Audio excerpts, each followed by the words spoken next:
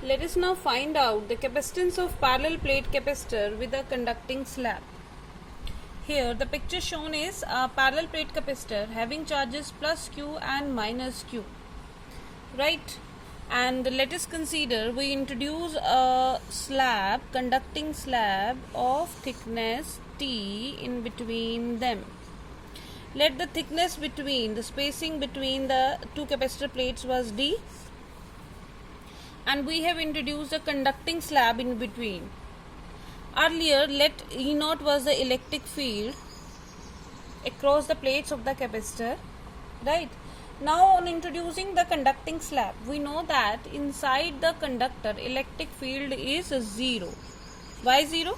Because as I have explained earlier, the charges will induce in the near faces of this will neutralize it, and hence in electrostatic condition the situation will reach when induced electric field becomes equal to the external electric field, that is E naught minus EP is equal to 0 or E naught is equal to EP. In that case net electric field is 0, so we can write as electric field is equal to 0 inside the conducting plate.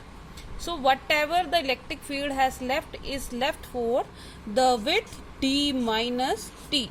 It means for d minus t the electric field exists is E naught, and for the rest t thickness there is no electric field exists between the parallel plates capacitor. Now we are going to find out the capacitance of parallel plate capacitor with a conducting slab. Again, as a recapitulation, we know that if we want to find out the capacitance, we need to find out V. Why V? Because we know that Q is equal to CV and C is equal to Q by V. If we find out V, value of V, we can easily calculate the value of capacitance. Now, as I have explained earlier, that the value of electric field will exist only for the space area d minus t. So we know that V is equal to E into D, as I have done in the previous slide also. Here what is D? D is replaced by D minus T. Why D minus T? Because the electric field E naught is existing only for D minus T space. For T thickness its value is 0. So V comes out to be E naught D minus T, and we know that between the parallel plates capacitance E electric field value is E by sigma upon epsilon naught D minus T, and sigma can be written as Q by A epsilon naught D minus T, right? So V potential value comes out to be Q by A epsilon naught D minus T. Now putting this value of V in the expression C is equal to Q by V. So C is equal to Q divided by Q into D minus T into A epsilon naught. Q से Q cancel out.